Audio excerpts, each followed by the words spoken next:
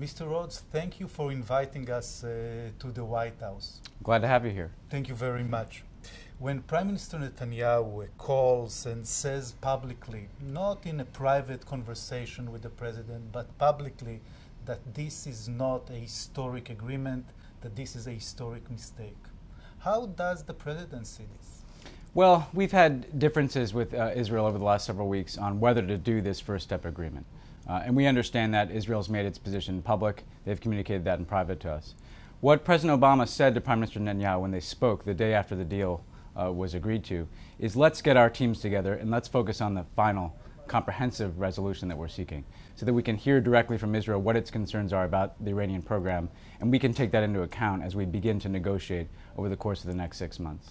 But let me quote, because the President calls it new path towards a world that is more secure, and the Prime Minister calls it historic mistake.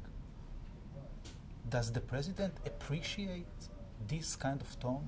Well, what we've seen is that Israel did not agree with the concept of doing a first step agreement because they did not want there to be any relief for the Iranians before we could get to a comprehensive resolution. We believe that it was necessary to do that as a down payment on Iran halting its program, rolling it back so we can negotiate. We understand how strongly the Israeli Prime Minister feels about the Iranian issue and that the Israeli people feel about the Iranian issue. I think what we want to communicate is we share the same goal. We're trying to prevent Iran from getting a nuclear weapon. We believe that's best done at the negotiating table. So you don't have any criticism whatsoever on the Israeli Prime Minister? You're happy with? Well, I'd say over the course of the last 5 years, we've had ups and downs, we've had occasional differences, but we're able to work through them. Even in the past when there have been occasional flare-ups, occasional tensions, because of the relationship we have as two countries and because of the relationship that the President has with the Prime Minister, they can pick up the phone and talk to each other and try to work this through. And that's where we're trying to channel this discussion so that our teams get together and we can say, okay, what are you most concerned about as we begin this negotiation? On the technical aspects of the Iranian program, what should we have in mind when we're sitting across the table from the Iranians getting towards this comprehensive resolution? Ben, but wouldn't you describe it as a low point in the relations?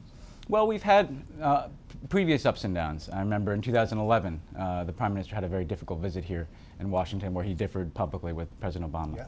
Yeah. So we've weathered storms like this before in the relationship. So this is the same, basically? This is the same, but we believe we can get through it together because there's so many things that Israel and the United States have in common, and we, again, feel like we have the same objective here, preventing Iran from getting a nuclear weapon. The question is, how do we go about doing that? And we have 6 months to see if we can do it through diplomacy. The Iranians are celebrating this rift, this cacophony that we are listening to. Don't you think at the end of the day it's counterproductive to the goal that you just mentioned of having Iran, preventing it from being a nuclear state? Well, we first of all would always stand shoulder to shoulder to Israel in the face of any threats from Iran. That is an ironclad commitment from the United States. We believe we are stronger when we are together. And that's what the President said to the Prime Minister. Let's bring our teams together. Let's sit down. Let's work this through as friends so that we can come to the table with the Iranians knowing exactly what Israel is concerned about. Can you explain to the Israeli public why you couldn't make Iran to make even a partial dismantling of the infrastructure of its nuclear program? Well, look, that's going to be the goal of the comprehensive resolution. What we achieved here, again, is them getting rid of their 20% stockpile of highly enriched uranium and then halting all the elements of their program. We believe that it was worth it to do that because if we didn't do that, over the course of the next 6 months, they'd be installing advanced centrifuges. They'd be getting Iraq closer to coming online as a plutonium reactor. They'd be spinning more centrifuges and growing their stockpiles. It was worth it, we believed, to stop that in its tracks while we then negotiate the dismantlement of the program that we're aiming for as part of a final comprehensive resolution. So can you assure the Israeli public that at the final agreement there will be a real dismantling of the infrastructure of these almost 19,000 centrifuges? Well, there's no question that there will be dismantlement of elements of that infrastructure. However, we do believe that Iran would have to have some kind of peaceful nuclear program at the end of the day. What we want to make sure is the ability to enrich uranium. Well, what we said is we would have to agree to that. So there is no right to enrich.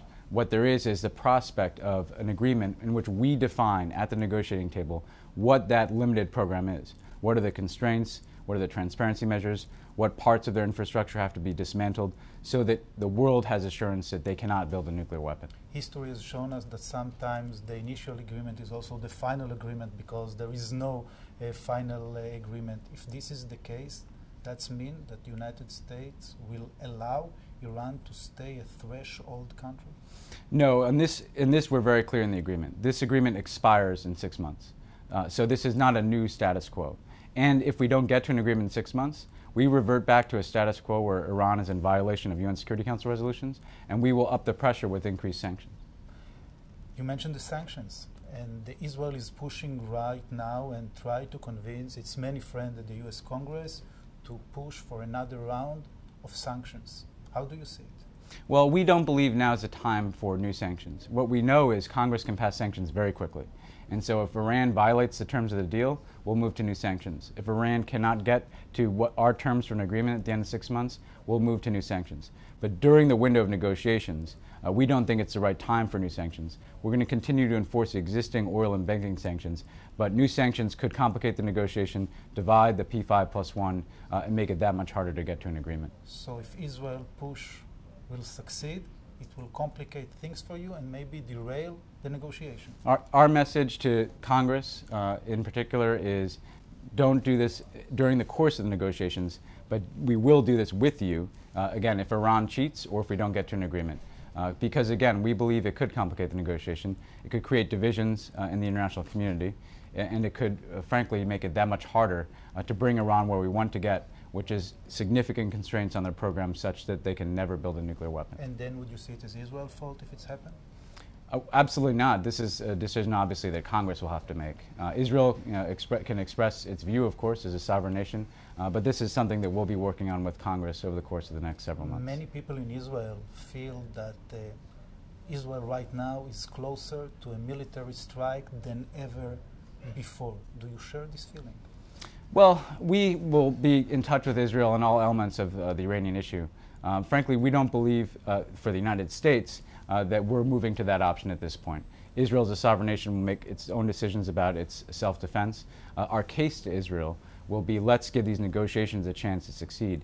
Ultimately, a diplomatic solution is more durable, because if you get an agreement that is enforced over time, you can have assurance that Iran is not building a weapon. A military strike has no guarantee of eliminating the nuclear infrastructure or what they already know how to do, and could incentivize them to break out. We keep all options on the table, so we've been very clear that all options are on the table, including a military option, but we want to see if we can get this done diplomatically, because that would be preferable in our view. So will you suggest Israel not to attack in the next coming 6 months? Well, again, Israel has to make its own decisions. Yeah, exactly. But what is the suggestion that the administration... Our view is it's preferable to solve this problem peacefully at the negotiating table. So that's our position. And that's, I think, what we'd express to any country in the world. But again, the Prime Minister of Israel has to make his own decisions. And if he decides to attack, what are going to be the consequences? Well, I hazard to get into hypothetical scenarios. I think, as a general matter, we stay very closely aligned with Israel in discussing the different options that we have at the table for resolving this issue. Again, our preference is to do it peacefully. I think the Prime Minister understands that. He has expressed a desire to resolve this issue through diplomacy, backed, of course, by significant pressure. So I don't think we're there yet in terms of contemplating a military strike. Israel would like to see a deal which is look like the Libyan deal. Would this is something that the United States is also would like to see and to seek? Well, obviously, you want the best deal you can possibly get in terms of dismantling nuclear infrastructure. I think our assessment of the Iranian government is that they are going to want to have some type of peaceful nuclear capacity. What we have to make sure is that that can be used to build a weapon. So ultimately, diplomacy is about the art of the possible, but we're not going to accept a comprehensive resolution that doesn't meet those requirements of giving us absolute certainty that they can't build a weapon. But it is likely that they're going to have some means of accessing peaceful nuclear power at the end of the day. So the Libya deal is not on the table right now? Well, that would be obviously the absolute best outcome, but frankly, we believe that it's unlikely that you would achieve that at the negotiating table over the course of the next 6 months.